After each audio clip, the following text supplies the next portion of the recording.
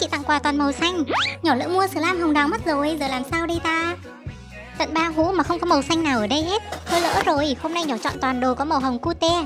Nào là sổ tay, dao dọc giấy hình đám mây, sticker hồng happy, thêm cả ẻm squishy capybara này và tượng cô gái nhỏ đồ khuôn hôm bữa nữa để dành tặng cho bạn follower nào thả tim, like, chia sẻ video này tới 3 người bạn khác của mình và trả lời đúng câu hỏi ở cuối clip thôi. Đôi mắt màu xanh và đôi giày này đều là nhỏ được các bạn fan tặng cho đấy. Là một người đam mê âm nhạc nhưng không được tổ nghề độ nên hôm nay nhỏ đàn trong bắp cho các bạn nghe nha. Giờ nhỏ đàn nè, các bạn nhớ nghe thật kỹ nhá.